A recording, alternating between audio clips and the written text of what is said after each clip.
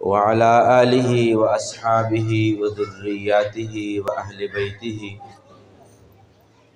وعلماء أهل سنته وأولياء ملته أجمعين.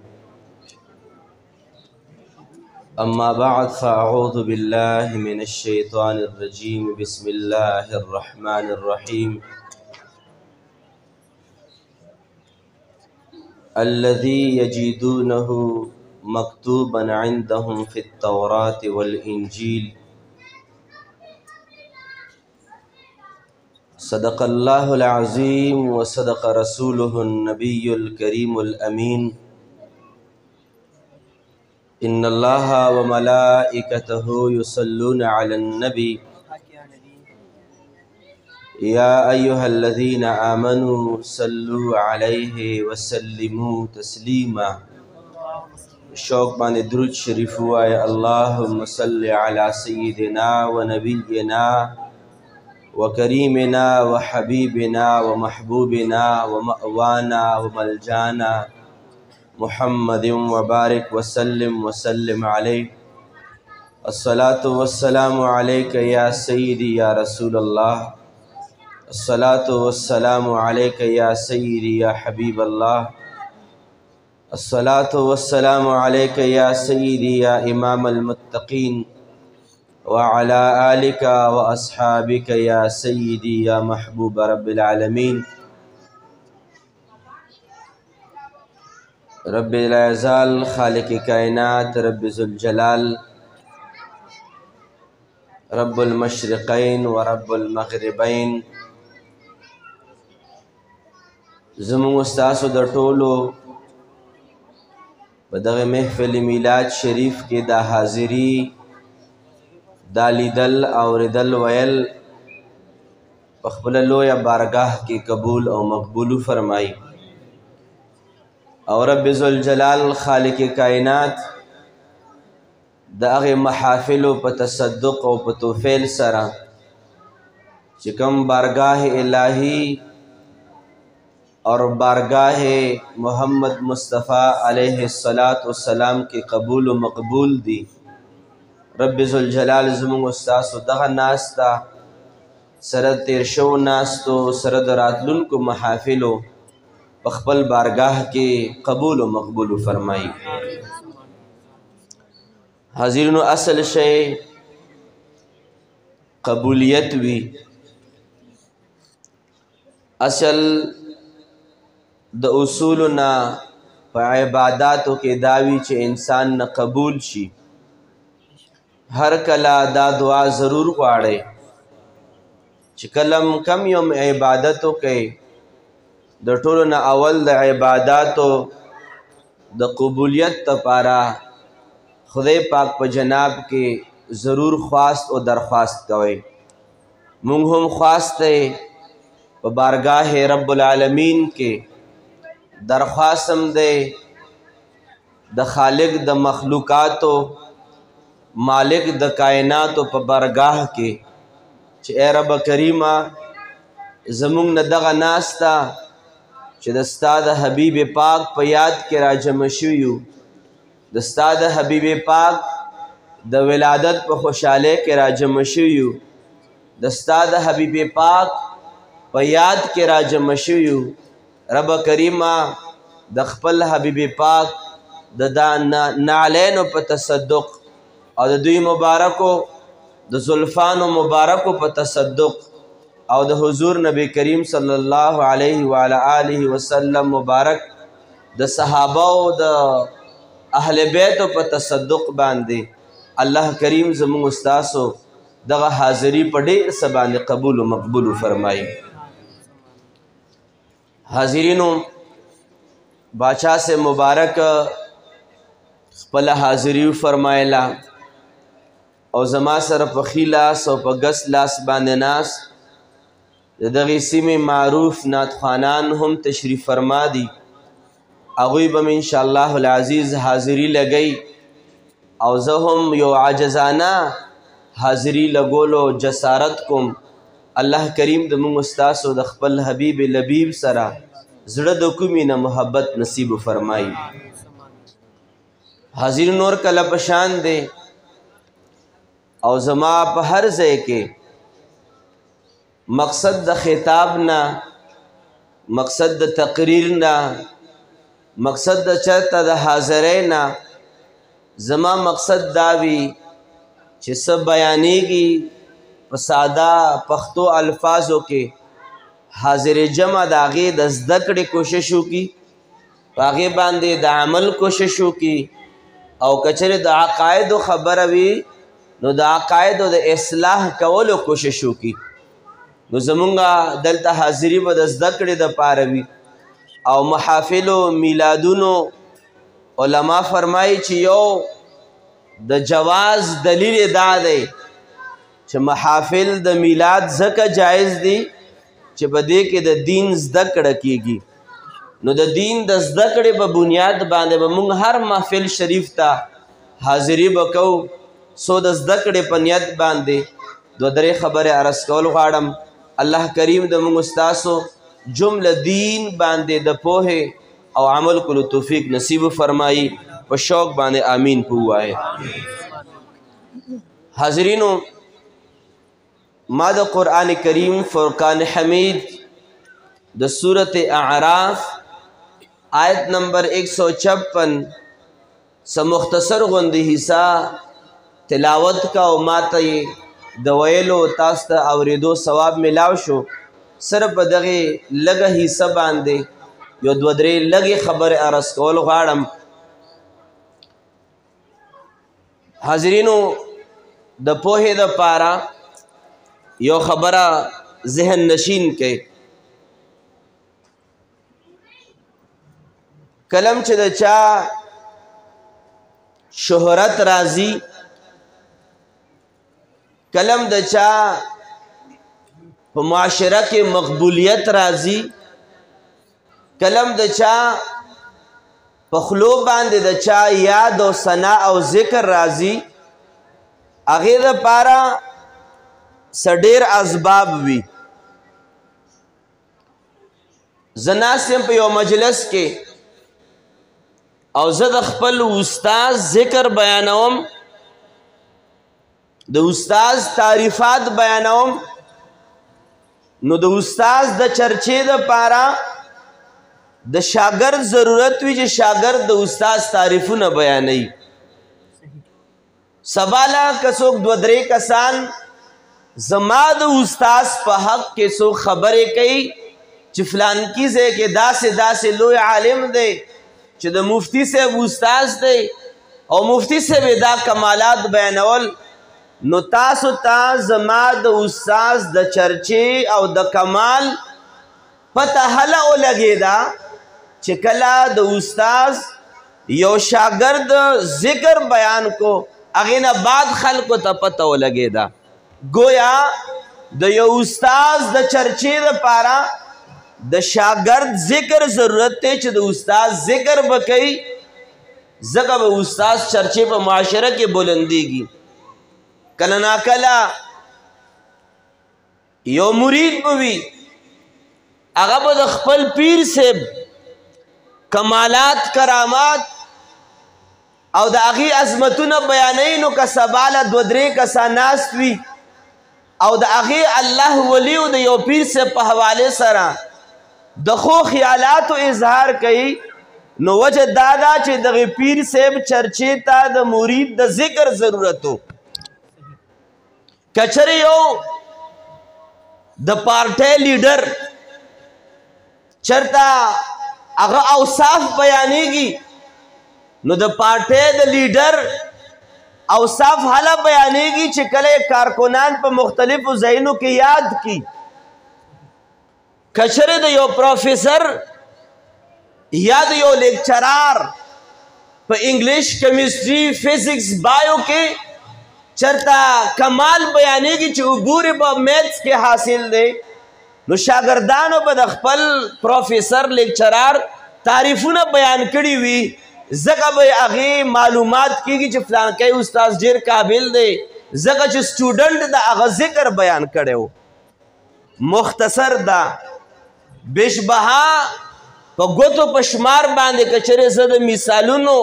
باندې د پوهولو کوشش وکم نو شاید چې تاسو په دغې لږو مثالونو باندې هم پوه شوي یې چې د چا د چرچې دپاره د چا د عظمتونو د یادګیرنې دپاره د استاز یادګیرنې دپاره د شاګرد یادګیرنه ضروري ده د یو پیر صاحب مبارک کمالات چې خورېږي او د هغه مقبولیت راځي د مریدانو په مختلفو ځایونو کې ذکر ضرورت دی یاد ساتئ چې د هر چا په مخلوقاتو کې د چا چرچی کیږي او بیانات کیږي د چا کمالات بیانېږي د هغه کمالاتو دپاره د هغې د ماتحتو کمالات بیانېدل ضروري دي هله د اعلی شخصیت کمالاتو خلکو ته د چرچې پته ولګېږي د دغې قانون په تناظر کې زه عرض کول غواړم او تاسو ته دا جمله په زړه باندې لیکلو کوشش کول غواړم چې یاد ساتئ په مخلوقاتو کې د هغې هستې چې د کمې هستې په یاد کې مونږ راجمع شوي یو د هغې هستې چرچې په کل مکاناتو کې دي په کل امکنو کې دي په کل ازمنو کې دي په فلک باندې په زمین باندې په خوله د انس باندې په خوله د جن باندې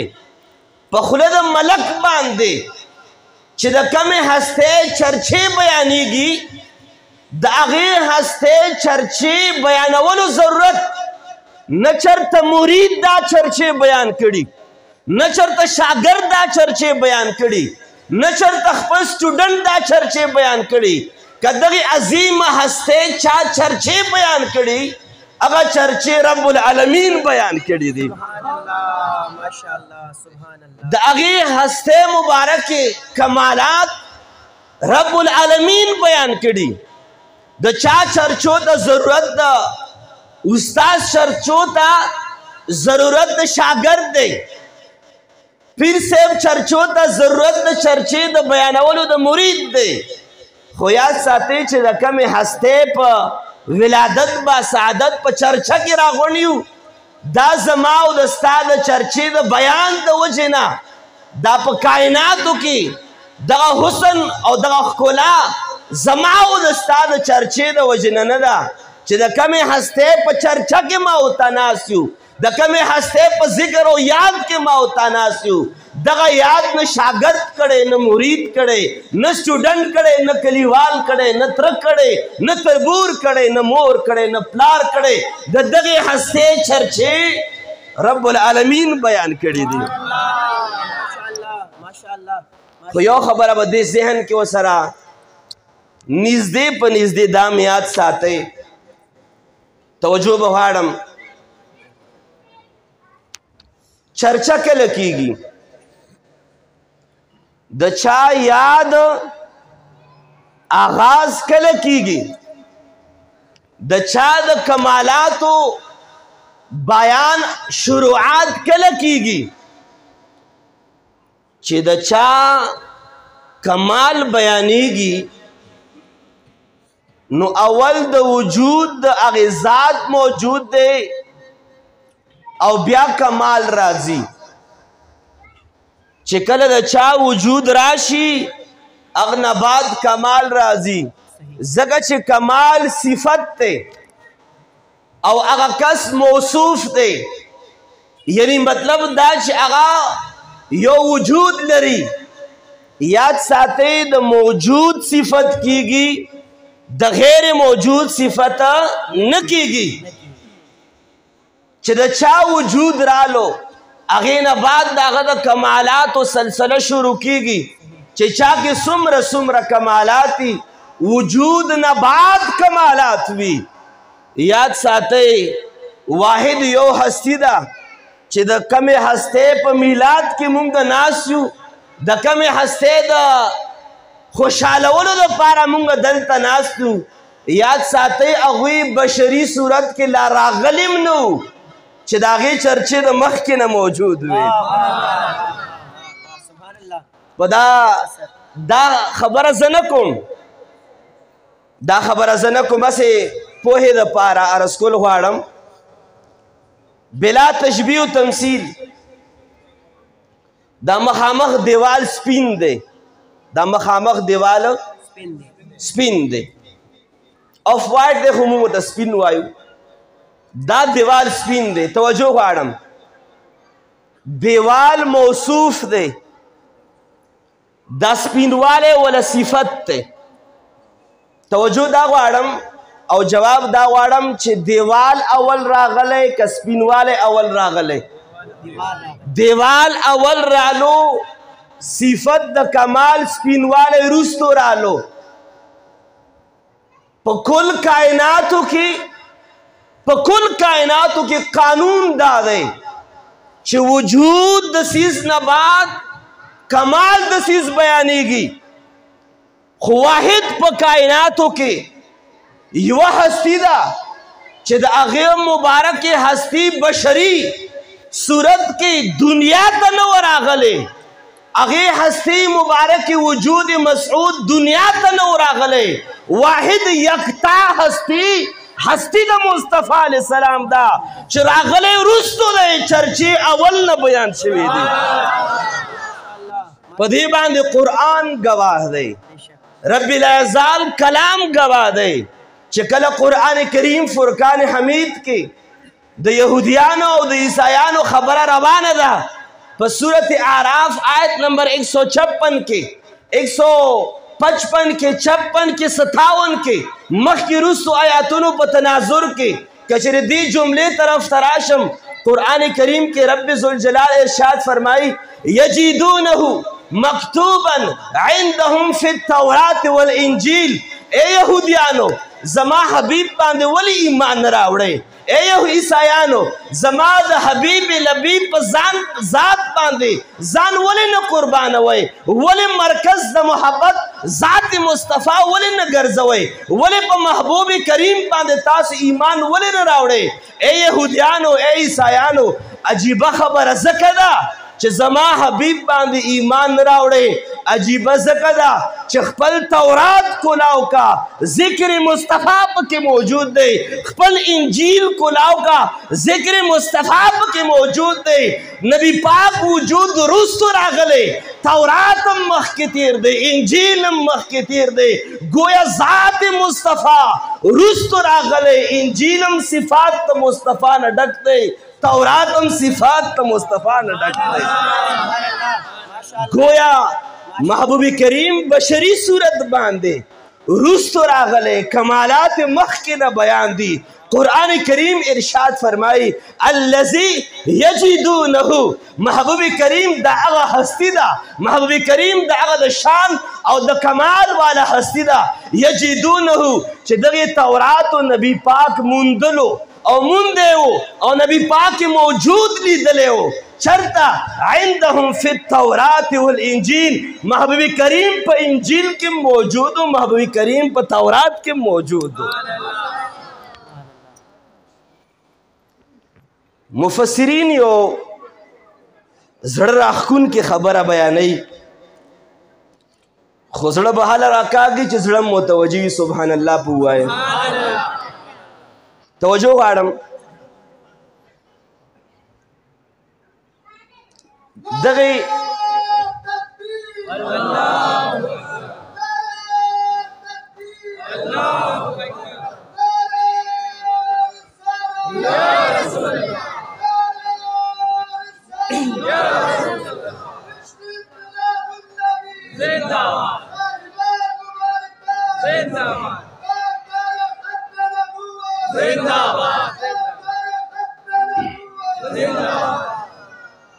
توجه غواړم، اول د آیات کریمه لفظي ساده پښتو کې ترجمه او معنا درته وایم او بیا دا خبره په زړه کې ځان سره کېنوئ. رب ذوالجلال خالق کائنات ارشاد فرمای، علما او پوهان خلق ناس دي. الله پاک ارشاد فرمای الذی نبی مخ کی ذکر دے یتبعون الرسول النبی الامیہ رب العالمین فرمائی دغه یہودیانو پکار دے چې تابیداریو کی او یا امت مسلمہ مراد دے چې تابیداری کئی د چا النبی الرسول النبی الامی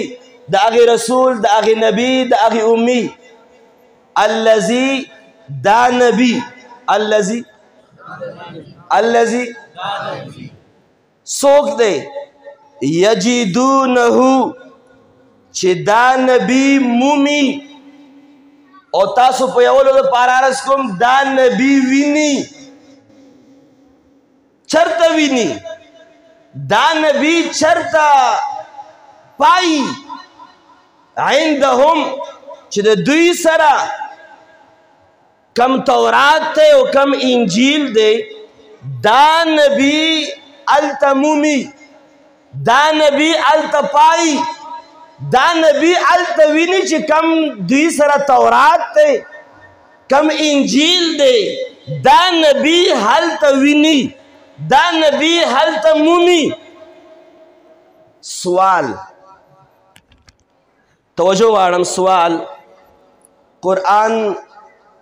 قرآن کریم ظاہری الفاظ دادی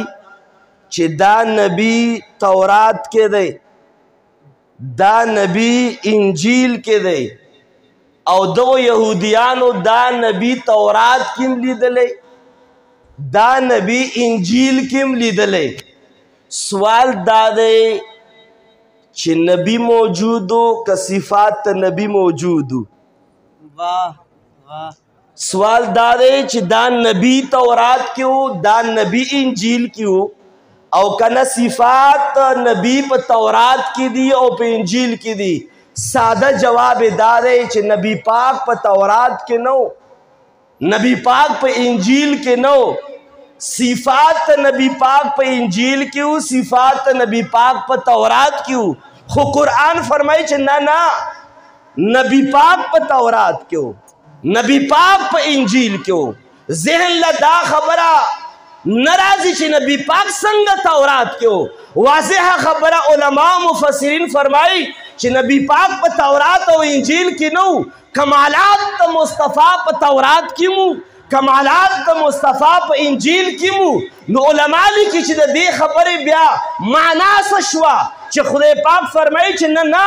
د صفاتو په ځای باندې ذات ته مصطفی فرمایي چې ذات مصطفی په انجیل کې ذات مصطفی په تورات کې قرآن ذات مصطفی یاد کړي صفات مصطفی نه دی یاد کړي مفسرین فرمایي چې رب ذوالجلال ذات مصطفی زکه یاد کو چې کل تورات کل انجیل دا صفات مصطفی نه ډکو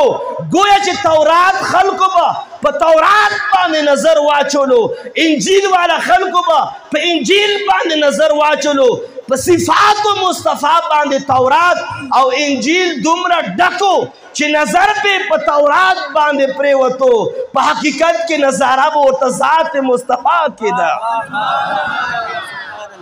دومره کمالات پکې دومره صفات مصطفی علیہ السلام په تورات او په انجیل کې چې رب ذوالجلال فرمایل چې محبوب کریم پکې موجود دی گویا تورات کې دومره کمالات انجیل کې کمالات مصطفی دومره زیاتو چې صفات په پڑھاوې دو سره به د انسان په تصور کې صفات مصطفی پر راتلو سره تصور کې به ذات مصطفی راتلو دومره زیات کمالاتو زب خپل خبر لبیا راشم چې هر چا د کمال د چرچې د پاره سوک ناسوک وی په بندگانو کې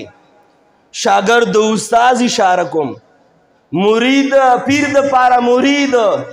د چا د پاره سوک د چرچې بیانولو والوی خو قربان شم مقامات او خصائل او فضائل د مصطفی علیہ السلام نا چې چرچو د پاره انسانانو ته ضرورت پېښ نشو چرچې په خپل باندې رب العالمین بیان کړی دی او بیا رس کوم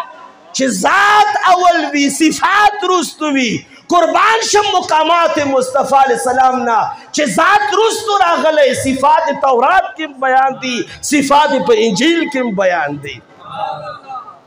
ذکر رب ذوالجلال خالق کائنات ارشاد فرمائی الذی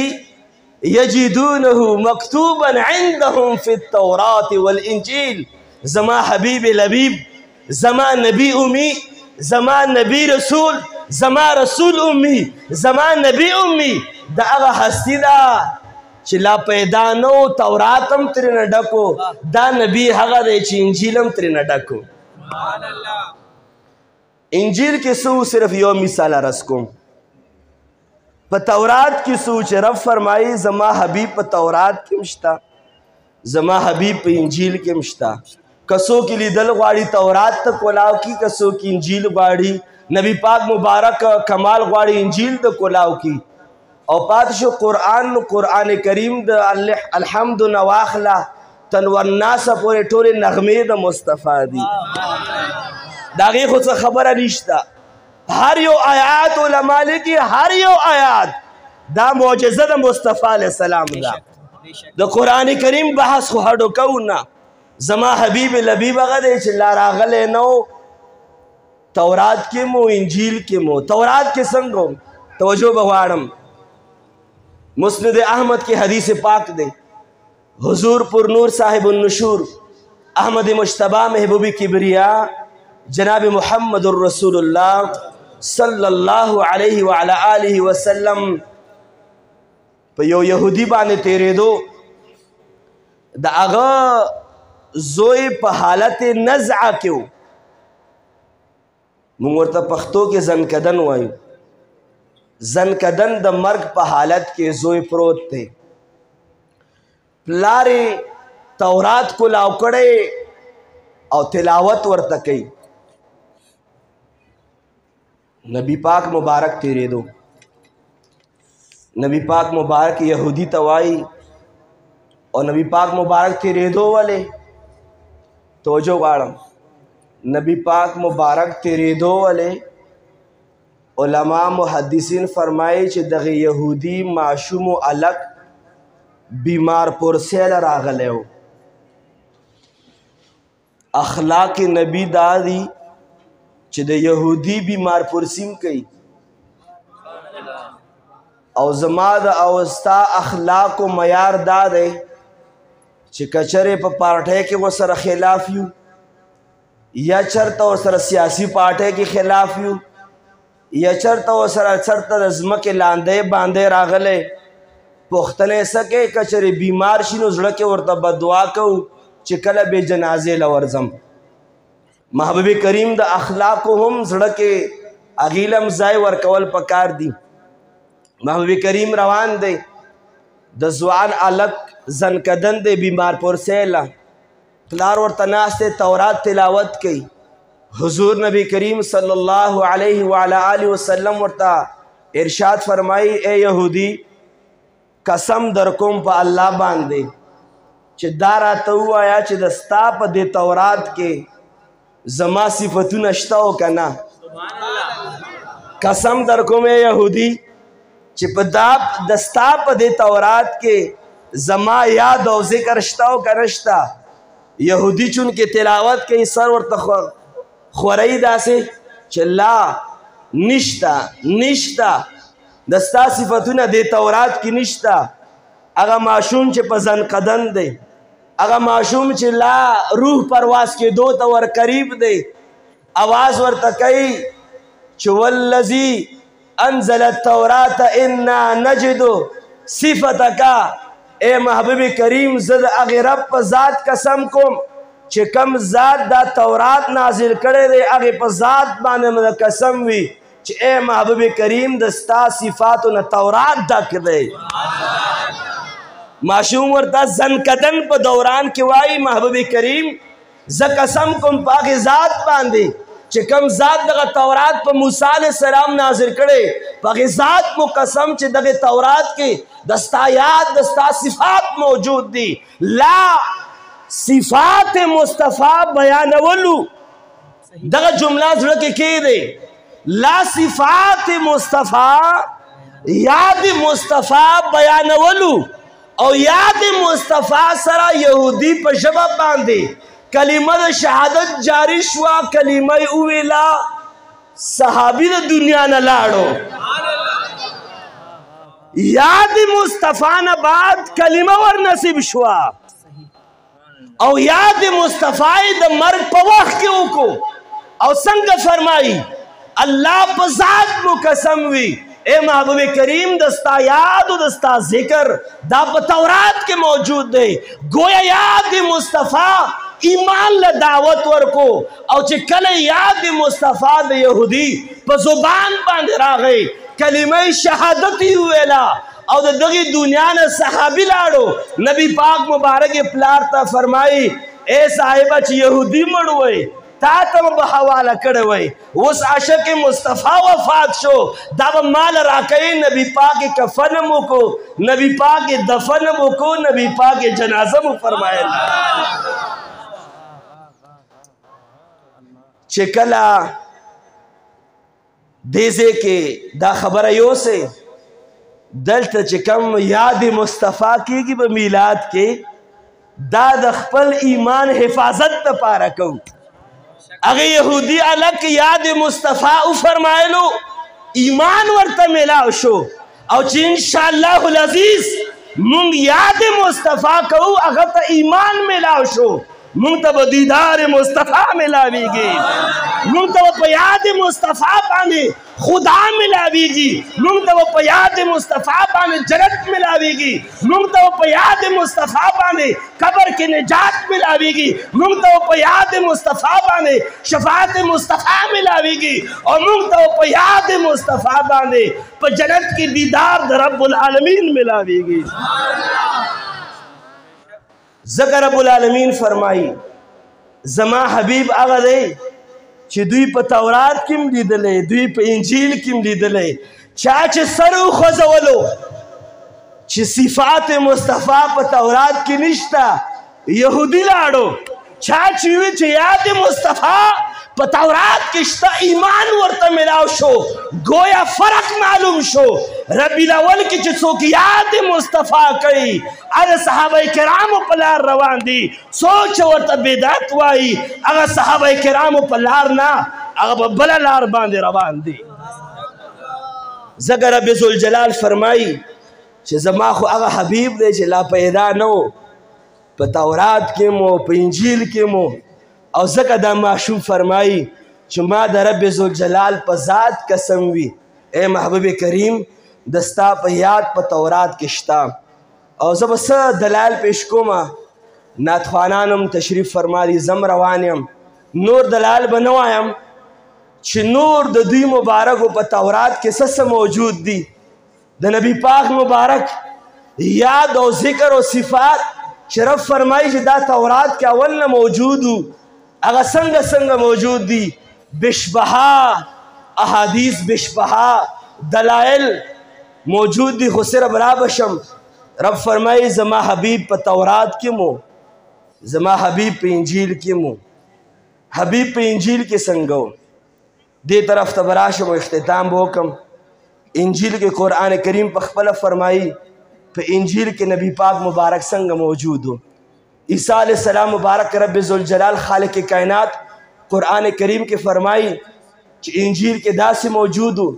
د انجیل پیغمبر حضرت عیسی علیہ السلام مبارک بدا سے بیانولو مبشرا برسول یأتی من بعد اسمه احمد. عیسی علیہ السلام مبارک په مجمع کې به ودرېدو او خلکو له به خوشخبری ورکوله،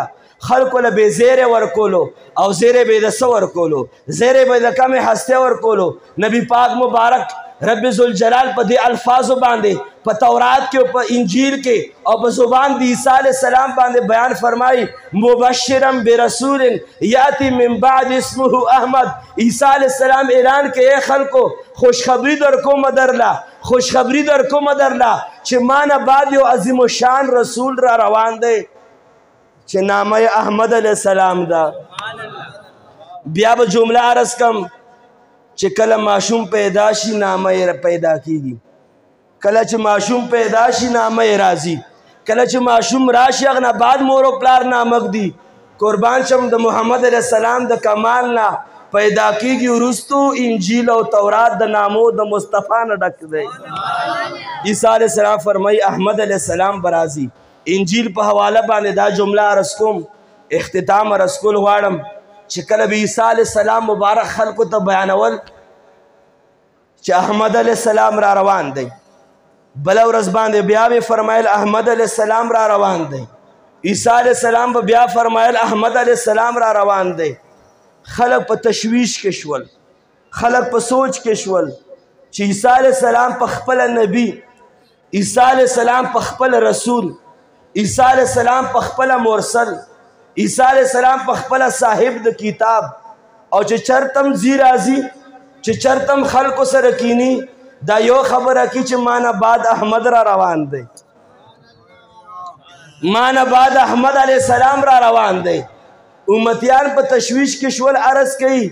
قربان یا روح الله قربان یا عیسی رسول الله قربان یا عیسی نبی الله مون په سوچ کې دی شو چې خپل نبی په خپل رسول په خپل صاحب د کتاب او چرچه او بیانات هغه نبی کوي چې نامه احمد دا د دې حکمت او فلسفه صدا عیسی علیہ السلام ورته یو جمله فرمایي په دې جمله باندې اختتام د خپل خبرو کوم سبحان الله आवाज ضرور غواړم عیسی علیہ السلام ورته فرمایي اے صاحبانو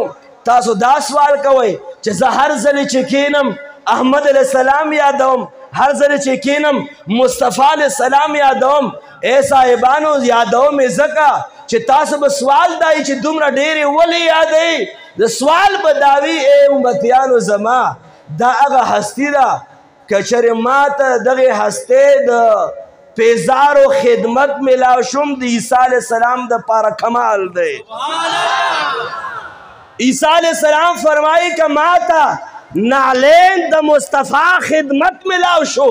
عیسی علیہ السلام د پاره نعلین د مصطفی خدمت دا کمال دی آیا نبوت وړوکی کمال دی نه رسالت وړوکی کمال دی نه هر یو کمال د پیغمبر د کمالاتو سردار بللی کیږي خو چې کله کمال شروع کیږي خلکو کمال شروع شي اختتام ته ورسی اختتام نه بعد کمال د پیغمبرانو شروع شي خو عیسی علیہ السلام سره د کمالاتو نه اظهار د دې خبرې کوي چې اے رب العالمین ما ته د محبوب کریم د نعلینو خدمت را نصیب کا ځکه چې خدمت د نعلینو د مصطفی علیہ السلام ما دپاره سعادت دی ځکه خو عیسی علیہ السلام دا دعا وکړه رب کریمه نبی په خپل ځای ټیک رسول په خپل ځای ټیک مرسل په خپل ځای ټیک صاحب د کتاب په خپل ځای ټیک رب کریمه دا سوال م قبول کا چې ما بره وخېجوه واپس م راکوز کا مخکې نبی الله یادېدم